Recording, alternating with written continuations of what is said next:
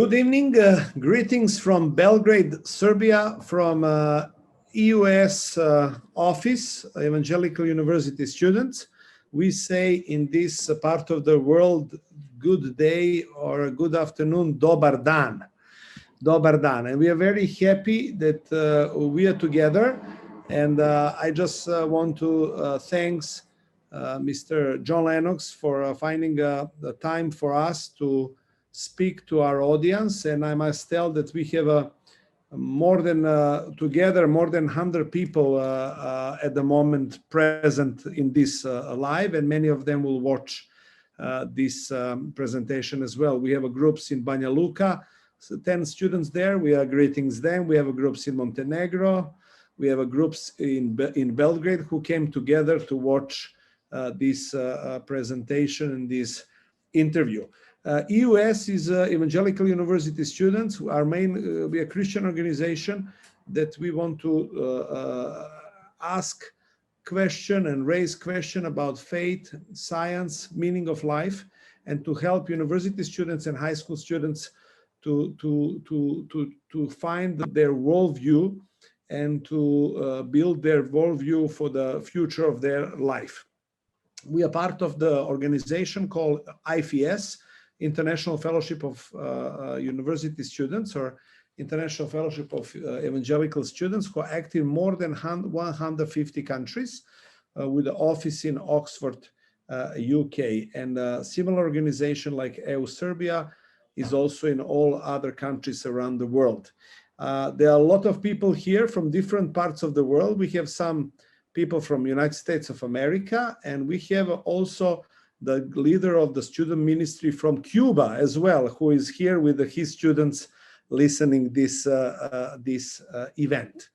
I will explain how we will organize tonight the interview. And first, you will be able to ask question in chat. There will not be a possibility because we have a time constraint, and also a lot of people have different questions. Please write in the chat your question. If you have questions, please write that, and my colleague Tanya Brown from Niš, she will choose which questions we will deal with. And I must apologize in the beginning, we might not give opportunity to every question to be answered because of the importance of this topic, but also because we don't have enough time. We are very happy once again, Mr. John Lennox. We still remember your visit to our country, to Serbia, where you spoke in Novi Sad, and also you spoke in Belgrade, at University in Belgrade, and still we have this lecture on YouTube, well, thousands of views, and a lot of people are still remembering that lecture. As we said, the topic of this event tonight will be artificial intelligence and the future of humanity. And we would like to ask you first to tell us a little bit about your new book. Your book is called 2084. What does this title mean? And can you tell us a little bit about your book first? Well, good evening, everybody. It's a great pleasure and an honor for me to be in so many countries at once. And I remember with great pleasure my visit to Serbia and some of the surrounding countries. I think it was about 8 years ago. I've been very busy writing, and my new book is called 2084. George Orwell wrote a very famous book called 1984 quite a few years ago, in which he predicted, or tried to predict, what would be the developments in society and culture in the future. And in our many languages, we have adopted some of the expressions from that book. For example, Big Brother is watching you. And what is so interesting is that many of the things that he said would happen, such as surveillance technology have actually come to pass. And I have been interested in artificial intelligence for a long time for several reasons, because it is hugely important. It is a multi-billion, if not trillion-dollar industry, and it affects the lives of all of us in ways that we shall discuss. And we're going to discuss it, and I hope that it will be stimulating enough for you to have a look at the book. But 2084 really is to look forward to a certain extent to the future, but also to discuss what is happening at the moment, because artificial intelligence is already up and running. And I would just say at the beginning that when we think of AI or artificial intelligence, people often think immediately of the science fiction side, as I'll call it. All kinds of futuristic ideas of super intelligences, of uploading our brains onto silicon. We'll come to that in a while, but we need to start with the fact that AI is doing things already, and they're very important things, and we need to know about them and their implications.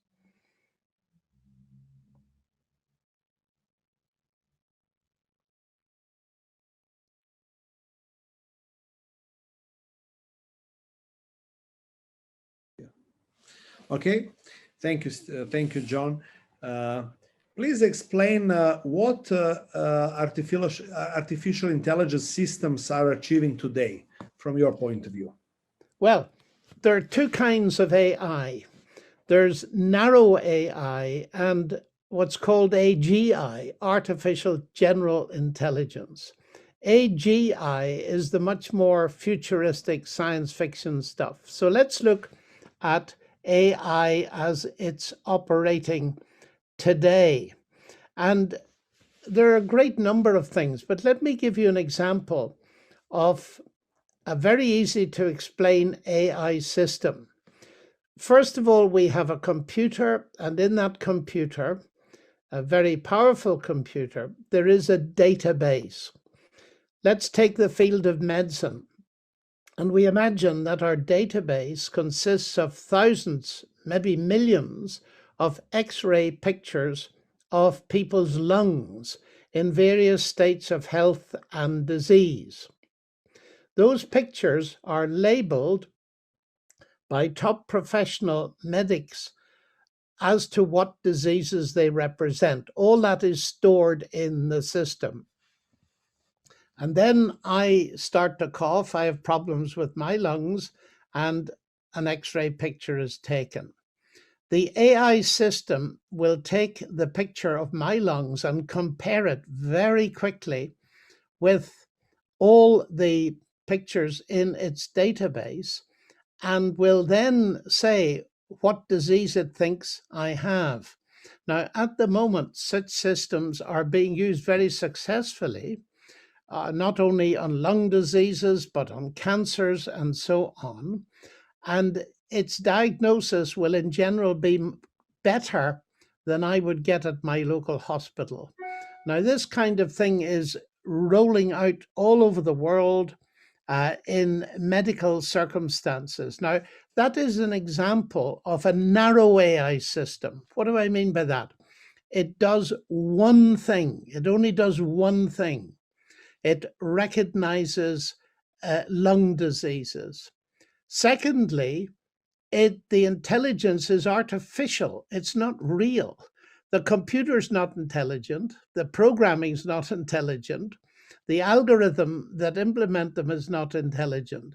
The intelligence is in the people who use the machine and the people who did the programming.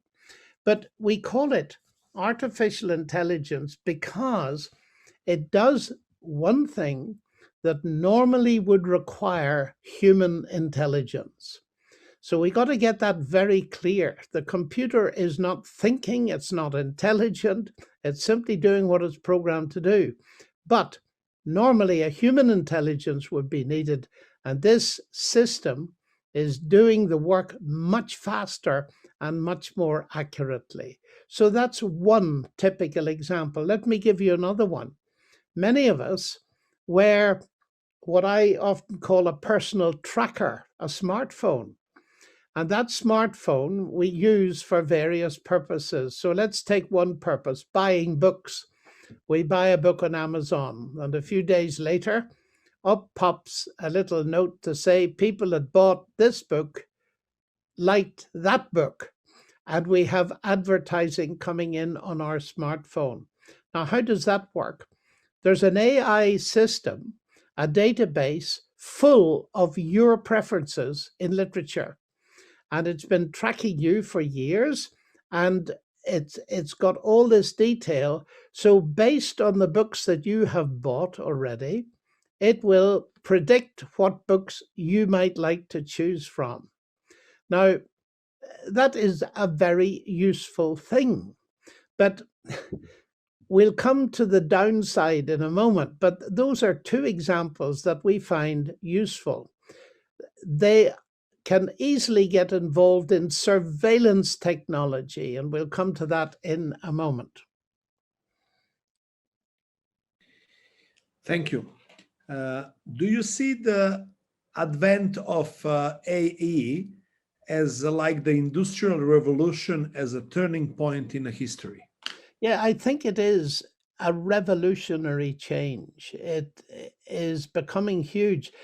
Its historical development at the beginning was quite slow, but once very fast computing was available, the whole situation changed. And now every country is competing to be first. America wants to be first, China wants to be first, the UK wants to be first, Russia wants to be first, and so on. And huge intellectual energy and engineering capacity and finance, of course, is being poured into it.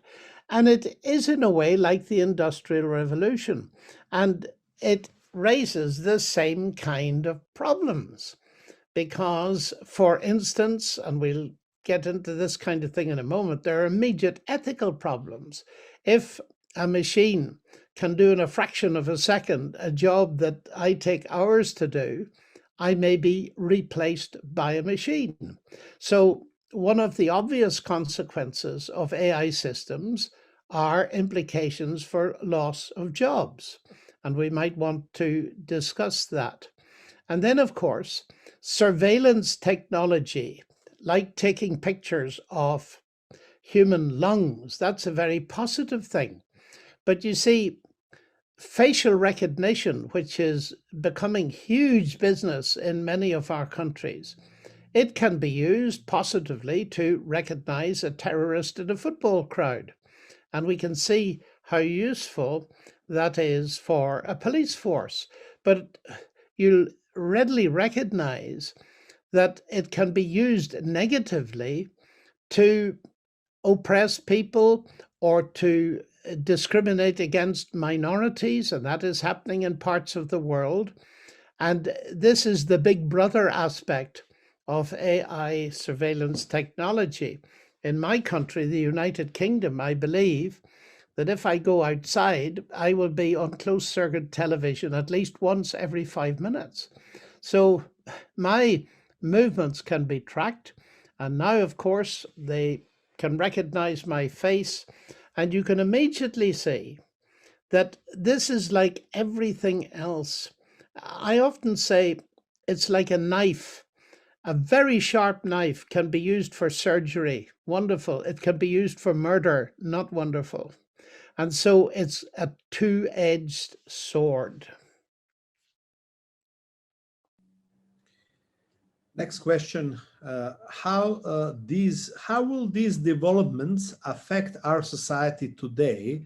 Are they ethically good, bad, or neutral? Well, this is a hugely important question, Samuel. The ethical side, and people are beginning to think more and more seriously about it. Let's take, for example, the question of tracking your purchases on a smartphone. What many of us do not realize is this information is being harvested, and perhaps a lot more information than we think. It may be that our phones are listening to us, they are aware of where we are, who we meet, all this kind of stuff. But what many of us don't know is that that information is actually being sold without our permission to corporations that can use it. This is now called surveillance capitalism.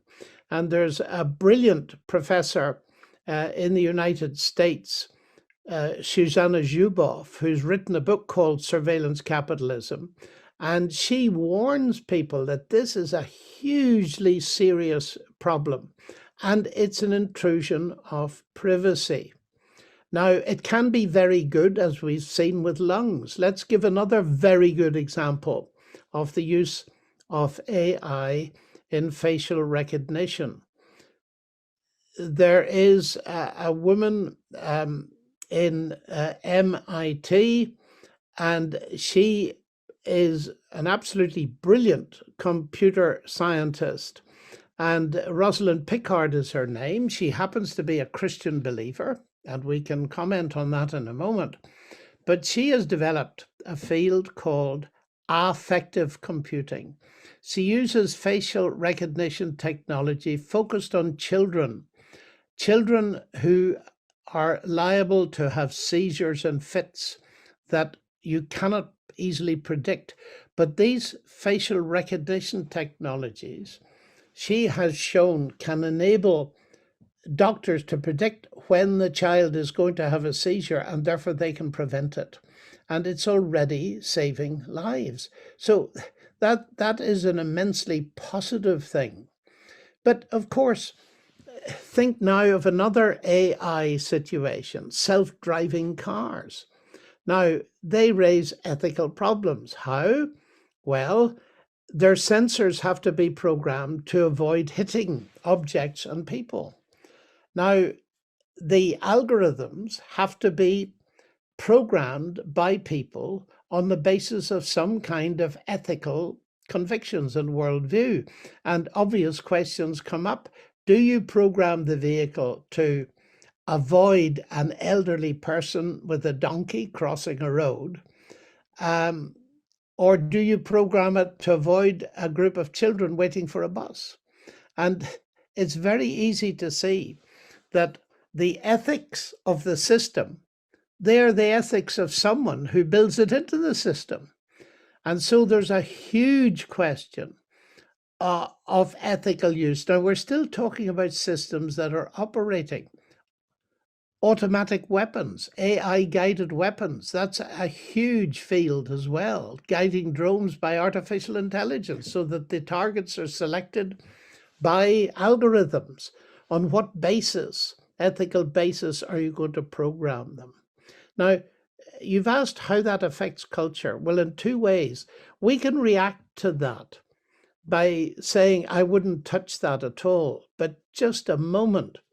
This is a place where I believe, and I would encourage able young Christians who are scientifically minded to get into this, to understand how it actually works, to help construct the good systems, but also to help the rest of us think about the ethics of these things. Because one thing is very clear, and you might want to think about this: technology grows much faster than ethical principles. And that is why some of the leading thinkers in our world are very concerned about the ethics of AI, especially AGI, which we'll come to in a few minutes. The next question, maybe partially you answer. What can we expect what we can expect of AE in the future? Should be thrilled or concerned? Well, we could be both. But once you mention the future, we have to now bring in AGI, artificial general intelligence. And this is where much is speculative, hypothetical, but nevertheless, it's quite clear that computer power will increase. we will be developing narrow AI systems, but they'll get less and less narrow. In other words, they will move towards trying to do many things that it takes a human intelligence to do at the same time. Now, let me explain. Artificial general intelligence is the move, the research to develop a super intelligence that can do more or less anything that human intelligence can do, but do it much faster and much better. And there are two main avenues of research here. There's, first of all, the attempt to change existing human beings into super intelligent beings. And that's something we must discuss in a moment.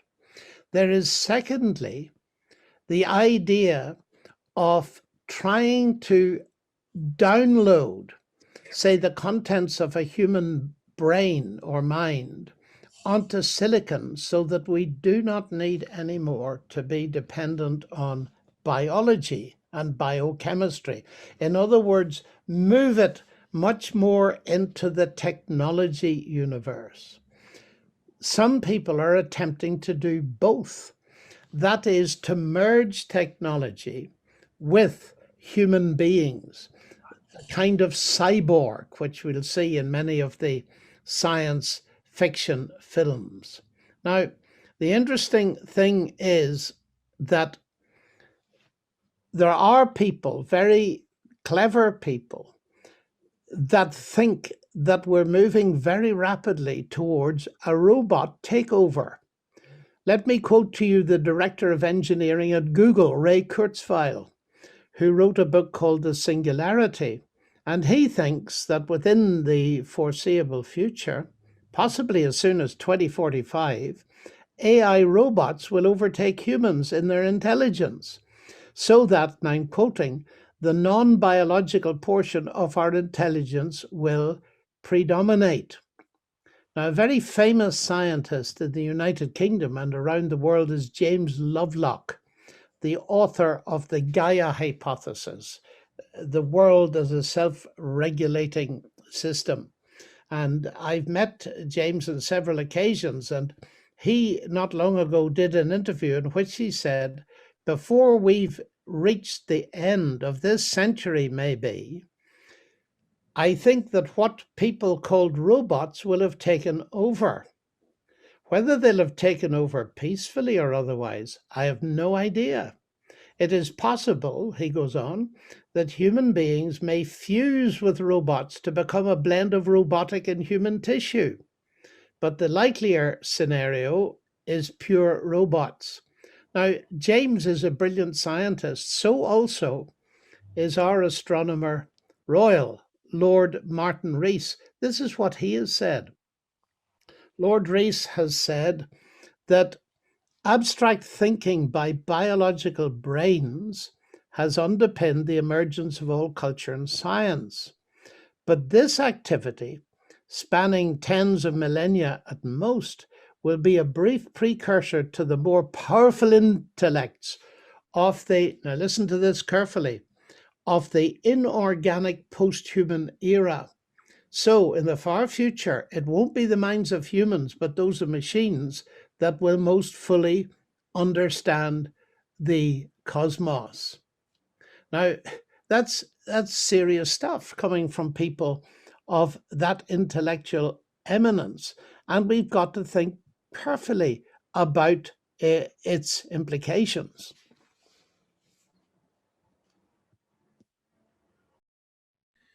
Thank you. The next question is, what is, can you tell us a little bit about what is transhumanism? Well, we've hinted at that. You see, trying to make an intelligence that is more than human is essentially the goal of transhumanism. And it has become a very important concept. So let's narrow down on this. One of the most famous exponents of it is a professor at Oxford, Nick Bostrom, who originally comes from Sweden. He defines transhumanism as an international intellectual cultural movement that affirms not only the possibility, but the desirability of fundamentally transforming the human condition by developing and making widely available technologies to eliminate aging and to greatly enhance human intellectual, physical, and psychological capabilities. In other words, the idea is that we move beyond the human. Now, to unpack that a little more, one of the reasons I wrote my book was the appearance of a book by an Israeli historian called Yuval Noah Harari. The book is called Homo Deus, which is Latin for the God man, or the man who is God, or a God man. And Harari is selling these books in millions. He's not a scientist, but he's a transhumanist, and he says that the major agenda items for the 21st century are the following two. And this will help you get some idea of what's going on and why it is so important for me as a Christian thinker to explore it. Harari says that in the 21st century, first of all, we are going to get a technological solution to the problem of human physical death. Now, by that he means that we won't have to die. We may die, but we won't have to die. There will be mechanisms to keep us from dying. And many of you may already be aware that, particularly in the United States, some people are already having their brains or entire bodies frozen in the hope that in the future they'll be able to thaw them out when technology has got that far. So agenda number one is to solve the problem of physical death. But now there's a second agenda item, and that is to intensify the pursuit of happiness. And in order to make us all happy, and I'm quoting him again, it will be necessary to change our biochemistry and re-engineer our bodies and minds so that we shall need to re-engineer Homo sapiens so that it can enjoy everlasting pleasure. Having raised humanity above the beastly level, the animal level, of struggles for survival, we will now aim to upgrade humans into gods and turn Homo sapiens into Homo Deus. But then he adds, think in terms of Greek gods. Now, that is really a desire for immortality.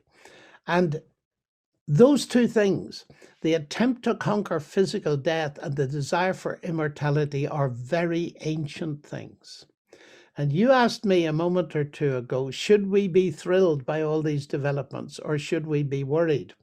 Well, there's one reason we ought to be worried, and that is this.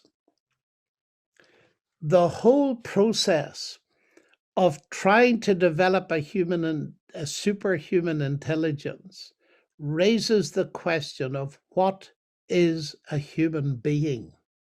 Who are we as human beings? And that's a very serious question, because never before have we stood before the possibility, serious possibility, of re-engineering human beings and changing them. Now, I have been deeply influenced by the writer C.S. Lewis. I listened to him in the 1960s, but in 1940, he wrote a famous book which everyone ought to read. It's called The Abolition of Man, and he saw the danger of the transhumanist agenda. What he saw was that someday scientists might get the power to alter the nature of human beings. And he says, will that be a triumph that we get excited about? He said, no, because what they will have created is an artifact. It will be their product. And in fact, it will end up by abolishing human beings, because what they will create will be programmed and made in their own image. Now, what that's bringing me to is simply this. One of the most important statements in the whole of the Bible is God created human beings, men and women, in his own image. That gives us all infinite dignity, and we need to think about it. Watching Jordan Peterson recently give a fascinating lecture on early Genesis, he read this statement and then he stopped and he said, look, this is the foundation of civilization, of civilized life. And it is. It's the foundation of democracy. It's the foundation of human rights. It's what has given us hospitals, hospices, our legal system in many parts of Europe, and so on and so forth. Human beings made in God's image. And that, ladies and gentlemen, is why I am deeply engaged and why I wrote this book. That's the bottom line for me. It's because of the sheer importance of the biblical definition of human beings, which is being eroded, but it is not being eroded in a very good sense. And if you like, I can say a bit more about this because it's important to see what the answers to these things are.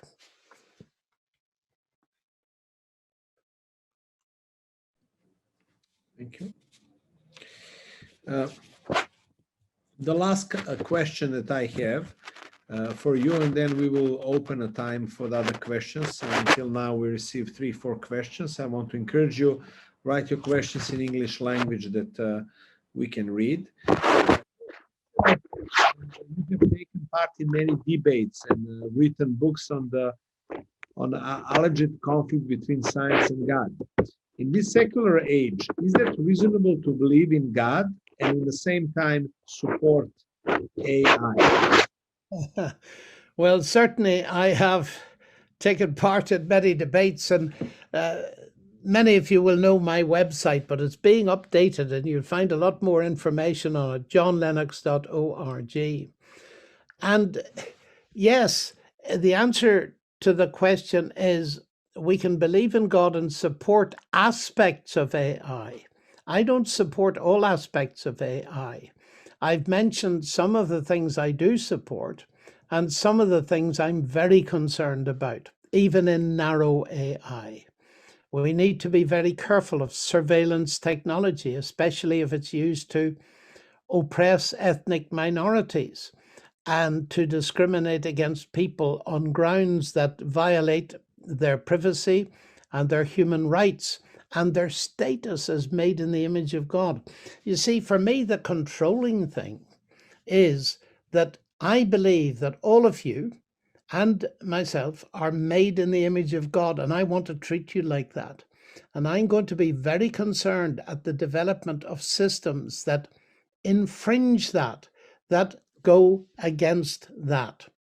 So I can support AI in medicine, I can support it in all kinds of areas, but I'm not going to support AGI that seeks to change the description of human beings as made in the image of God. And let me explain why not.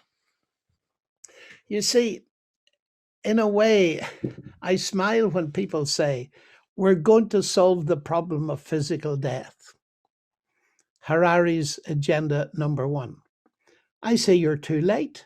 And people look at me and say, what do you mean you're too late? I say, the problem of physical death was solved 20 centuries ago when Jesus Christ rose from the dead. He has solved the problem of physical death because God raised him from the dead. And I said, what's more, the amazing Christian message, which is far more credible than the AGI message because there's evidence to back it up, is that if we are prepared to face the fact that we've made a mess of our own lives and mess of other people's lives, that if we repent of that, turn away from it and trust Christ. Now, this might be difficult for you to follow, but I say to many people, look, before you reject Christianity, please listen to some of what it has to say, because it is so relevant to the so-called transhumanist agenda. Christ promises that if we trust him as Lord and follow him, we will receive a new life right now, but that one day we will be raised from the dead. Well, this is what the transhumanists want.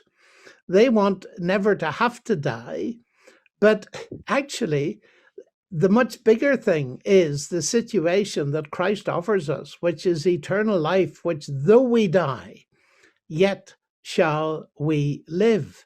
Now, this is an incredible promise, but there's more to it, you see, because the second item on the transhumanist agenda was eternal happiness and enhancing happiness. And one part of that agenda is to try to upload our brains onto silicon to live forever and so on. Well, that's a lot of speculation, and a lot of leading scientists do not believe it will be done for very big reasons to do with consciousness. But let me just take it at its simplest level. Let's think of what Christ actually promised. That if we trust him, we receive what he calls eternal life. It's God's life. It will raise us from the dead and upload us into another world that already exists. Now, that to me is the really exciting thing, because, and this is a topic for another time, but many of you will be aware of this, because I believe there's powerful evidence to support the fact that Jesus actually did rise from the dead. That changes everything. It changes my view of transhumanism. And here's the irony of it all. You see, all of this, as you'll have seen from what I've said, is an attempt for us to improve ourselves and become little gods. God's answer, the real God's answer, is that he became human. It's the opposite movement. It's not humans becoming gods, it's God becoming human in Jesus Christ. And here we need to actually compare the two messages. The transhumanist one, which raises all kinds of moral questions and scientific questions, and the biblical message, which thousands, indeed millions of people have been proved true to their experience, that their lives have been transformed in this life, which is additional evidence that one day Christ will fulfill his promise and upload us into the world to come. Now, that's only a brief introduction, but I'd like to suggest to you that many of the transhumanist scenarios for the future are dystopic. That is, they talk about robot takeover. They talk about robots having no more use for human beings. They talk about the mass of people being utterly unemployable, not only without jobs. They are dystopic. That is extremely negative and doom-laden. But where's the evidence that that is going to happen? The biblical view does predict there are going to be major problems in the future. And if you're interested, I've written about that in my book 2084, which is being translated into a number of languages at the moment. But it promises us a future of which we can now be certain. And that's why I want to invest my life in that.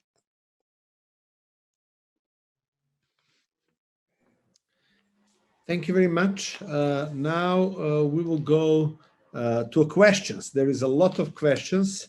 And I can see that. Yeah, a lot of, and we have a few professors here as well who are asking questions, and students. On some of question, you already give an answer. There is a student asked the question, what kind of job we should stick with? A job that AI will not easily replace?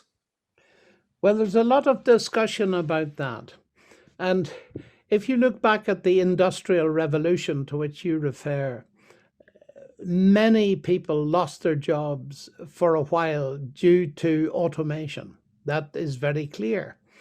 And over time, people have had to develop different skills and all this kind of thing. Now, I realize that creates a big problem. I was in South Africa a couple of years ago and lecturing on these topics. And they said to me, this is very difficult for us because it's all very well to say you should develop a new skill set that will not be removed by AI. But they said we do not have the infrastructure to teach these new skill sets. So it's quite clear that there are going to be problems, but we're already hitting the problems. There are AI systems now that do interviewing for job vacancies where people never actually talk to someone. And these systems can make mistakes. They can be discriminatory. They can discriminate against women. They can discriminate against people of color and all this kind of thing. There are major problems. And I think for Christians, it's important that we think carefully about what we do. Some people point out that perhaps the last kind of jobs to go are the jobs that involve a deeply human touch, that is, the caring professions. And certainly being involved in a caring profession is a wonderful career, but not everyone can do that. But obviously, we can't run before we walk, and we've got to see in a way what's happened. But it's very good to think about these kind of things and to talk to other people about us and about them, and particularly those of us who are older to talk to younger students and perhaps help them to think about what future possibilities are, what they would be wisest to do. There's no simple answer to that. Okay, the next question. What do you think about Elon Musk's Neuralink brain implant and its potential consequences?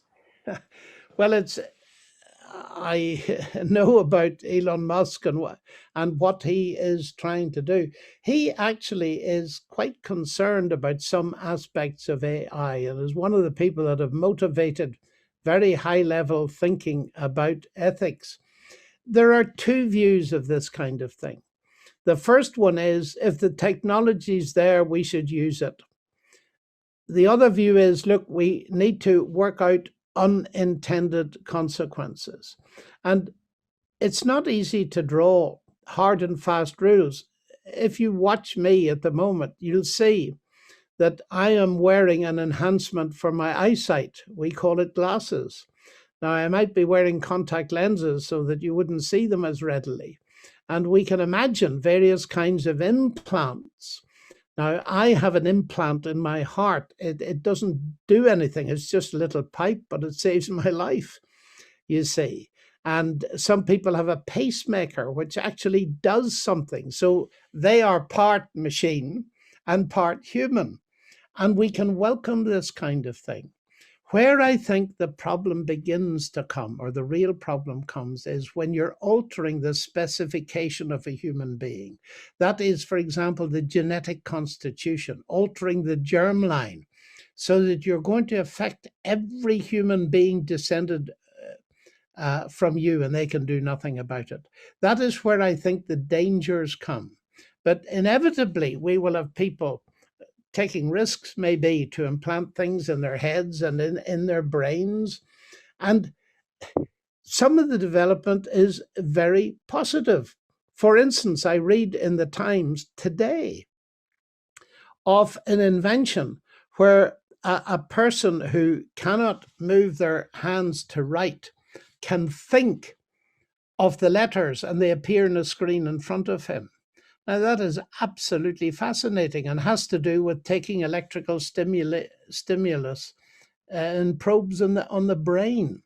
So don't ask me to limit this kind of thing. I just don't know. But what we need to do, have clear in our minds what human beings are and what kind of alteration is being made. Thank you very much. There is a question and comment. Tensions between individual liberties and common good prompt us to think about the ultimate value of privacy and the issue of surveillance. What do you think? Are there any cases of justification or violation of the right to privacy in cases of some form of common good? What do you think about the abuse of the public health issues in this regard?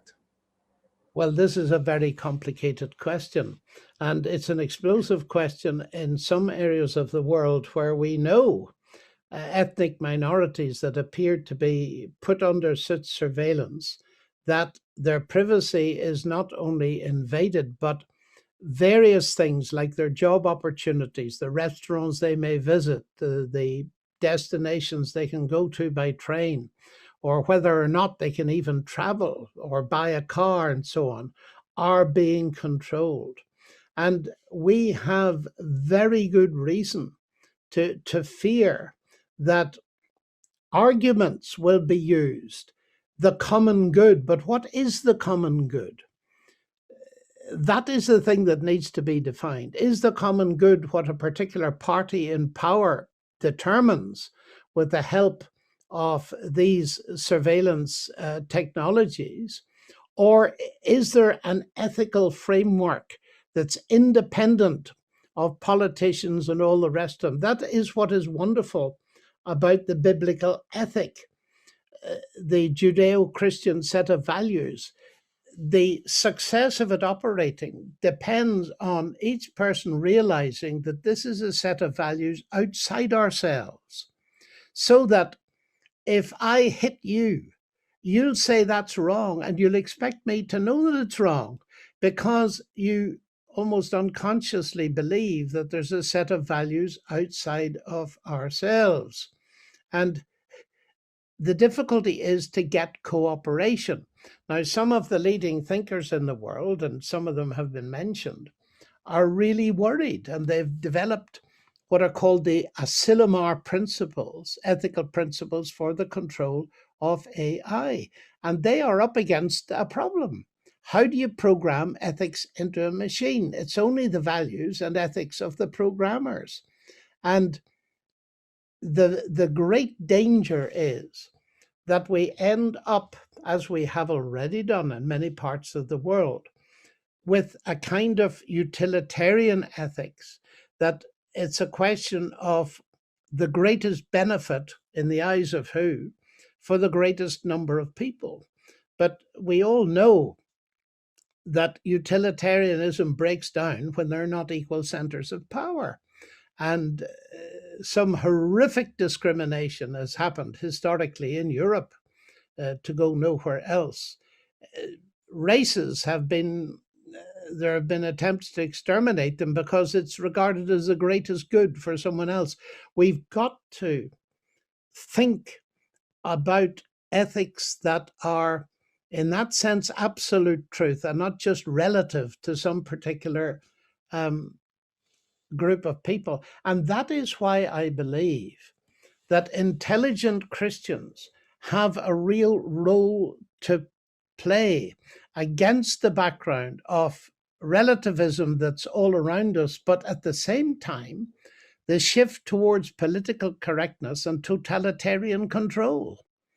And that is the very sad thing, that it's very easy to argue that, it's not good for the state for you to hold those ideas, so we're going to give you a pill and control your thinking.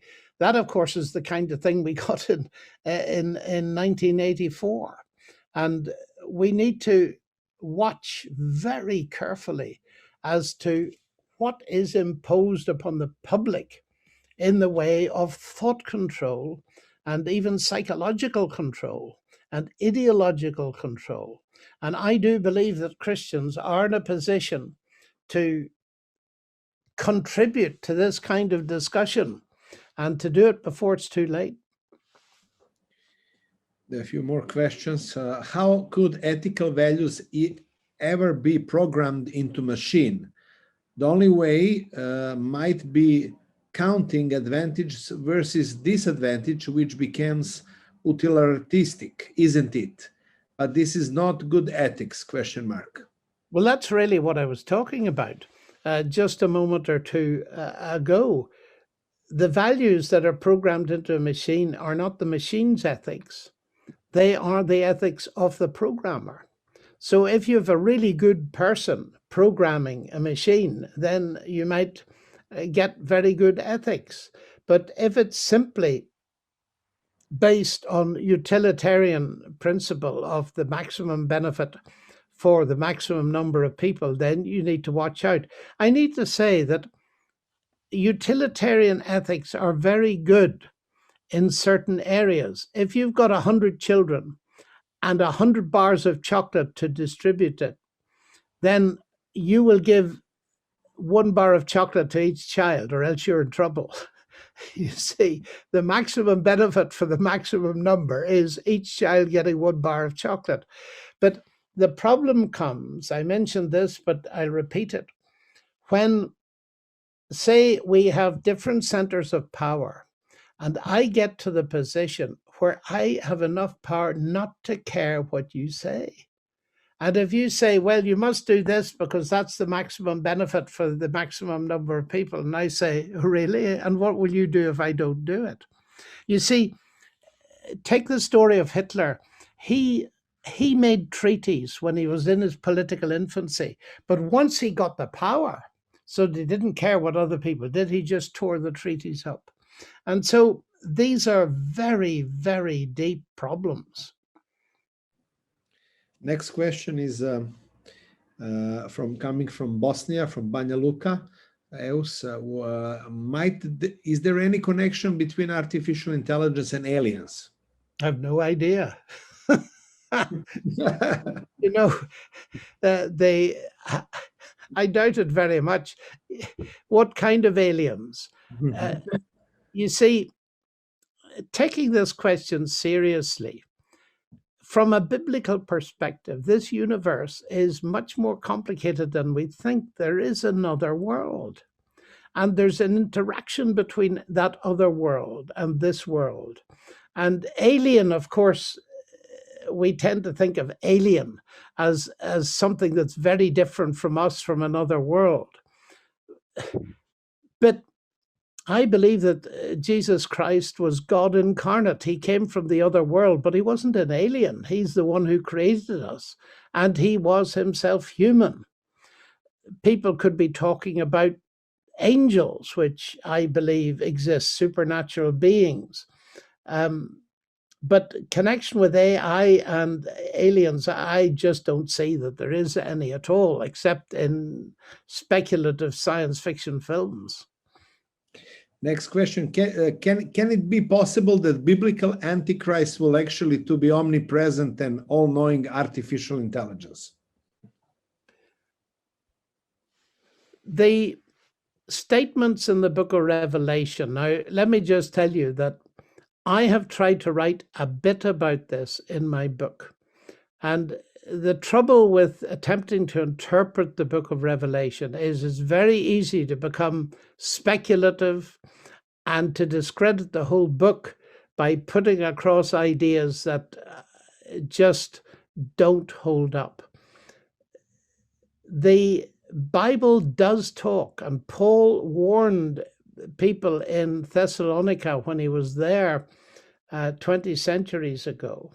He pointed out that in their society at that time, there was a very dangerous ideological trend, and that was the worship of human beings. The Caesars were worshipped as Homo Deus, the very thing we've been talking about. And he said that Jesus would return physically and actually, but that before that happened, there would arise a power energized by the devil himself, so it sounds really fearful, that would claim to be God. Now, this appears in the letter to the Thessalonians. This isn't the book of Revelation. And Paul told them that, even though he was only in the city for 3 weeks, as far as we know. It was a part of his setting them up for the future. He was really saying to them, look, beware in your culture of any move to turn humans into gods, because that will happen one day on a large scale. So that looks very much like a kind of transhumanist agenda. Now, what powers this individual would have, the idea that they'd be omnipresent, what would that mean for an actual human being? But the book of Revelation does make clear that this world leader will have colossal economic power. and will be full of devilish tricks of deception so that all the world will worship it. And you can imagine very easily that if somehow some kind of super intelligence at least appeared to be produced, people would tend to worship it and follow it. So there are things to be thought about there, but we need to be careful about trying to identify these things. But if you want to know more about what I think, for what it's worth, then I'm afraid you'll have to get the book. Next question, a few more. Do you think the new religions will arise based on the fact that there is AI that is godlike and intelligence? And do you think the basic ideas of transhumanism are based on some Christian ideas? Well, the idea of new religion and turning AI into a religion is already here.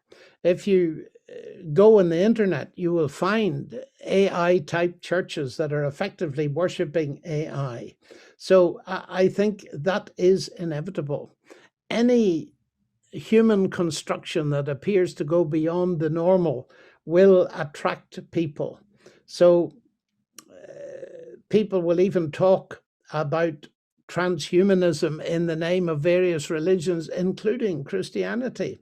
So I think that is right. There will be false religions, and we have to test every claim against, if we're convinced of the biblical revelation, which I am, that is what we test them by. And the sad thing is, if it's linked with AGI and the kind of promise that Harari is giving, then it flatly contradicts the biblical revelation. Let me make a general point here. We need to beware of any attempt to produce utopia, a wonderful world that bypasses the problem of human sin and failure. You see, that is what happened in the 20th century. There were efforts to use eugenics to create a scientific man and all this kind of thing. And it led to hundreds of millions of people perishing on the basis of an experiment to make what was called then the new man. And we need to watch that, because you cannot, there is no road to paradise that bypasses the problem of human sin.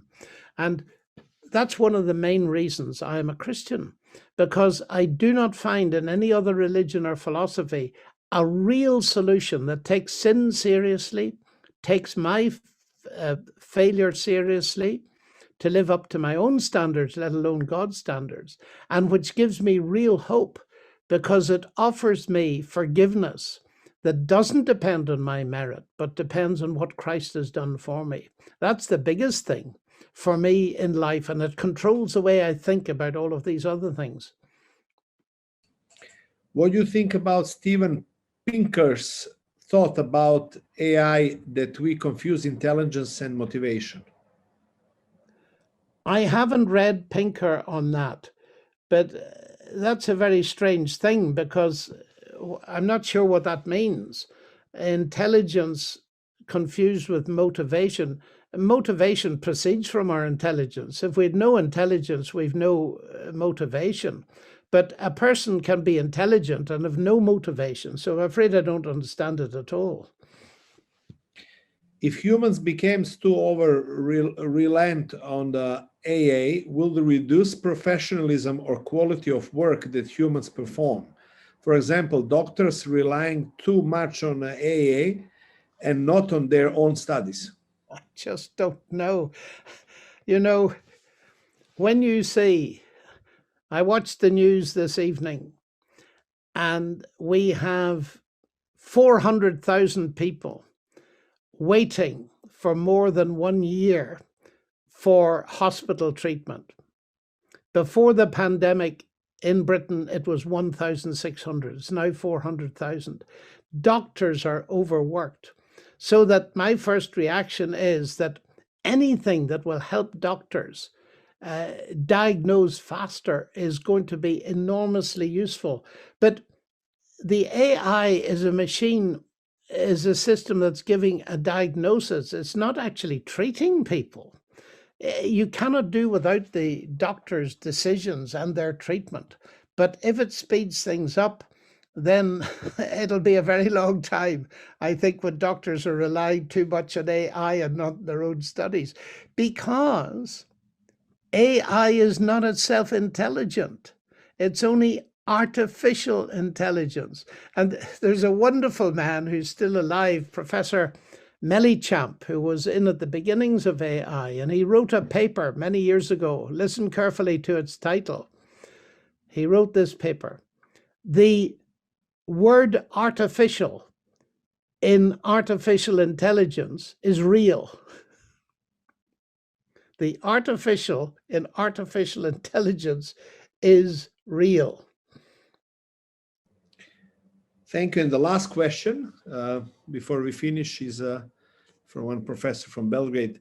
How will you explain to a skeptic the difference between God-man Jesus and men like gods, even since phrases Bacon to this day?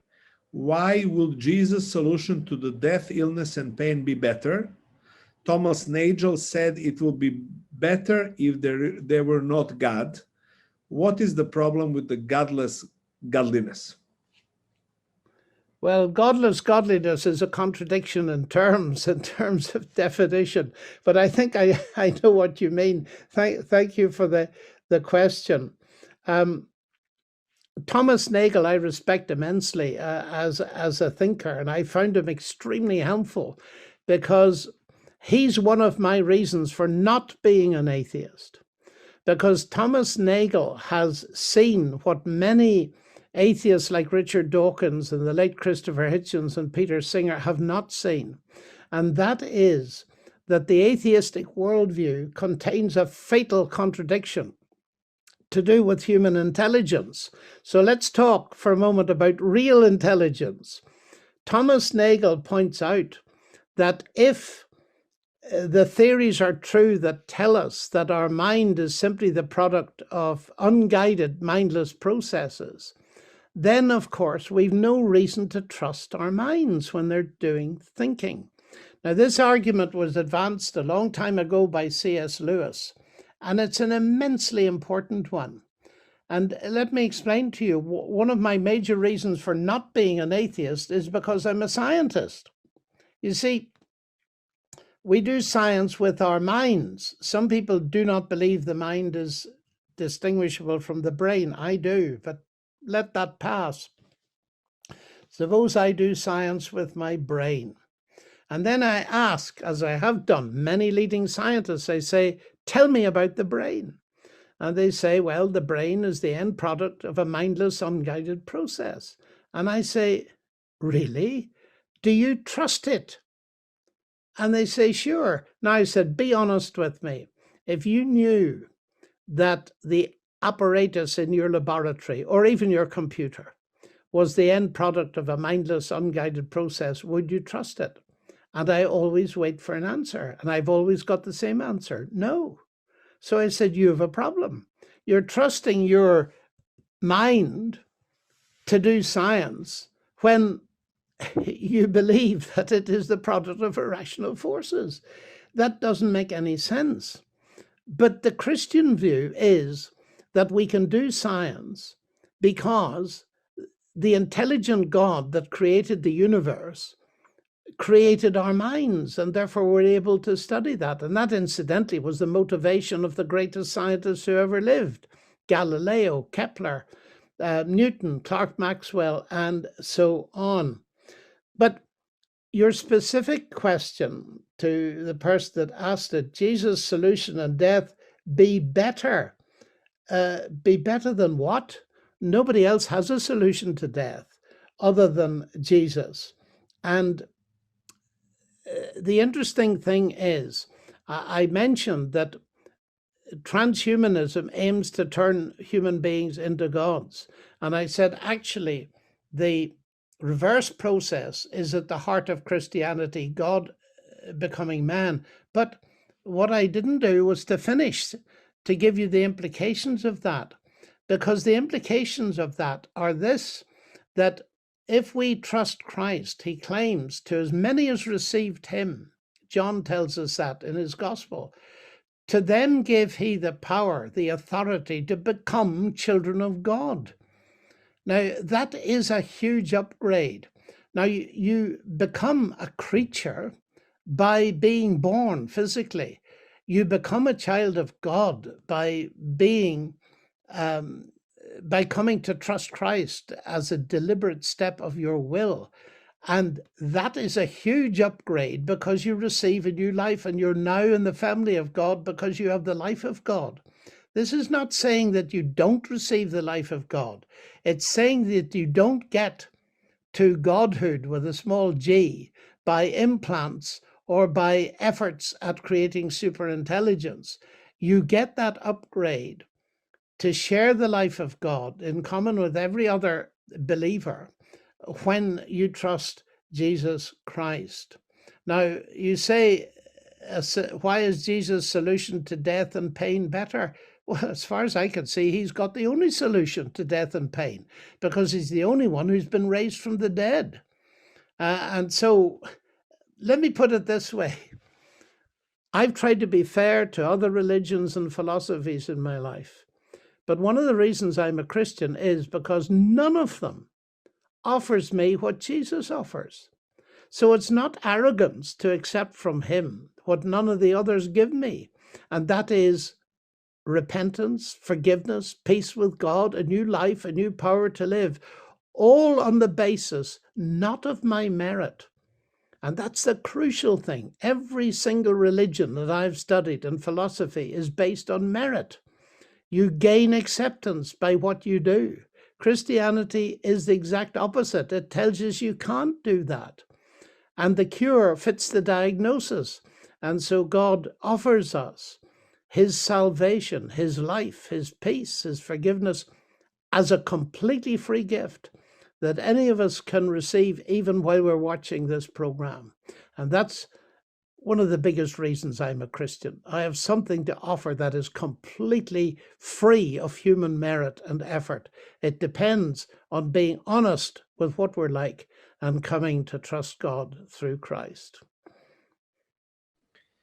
Thank you very much. And we had two more questions, but we don't have a time now to answer. But thank you very much that you remind us to consider Jesus and to read his Gospels and his story and to see his life and his offer, because as you said, he is offering as nobody else can give offer, especially for life and especially for death, question of death.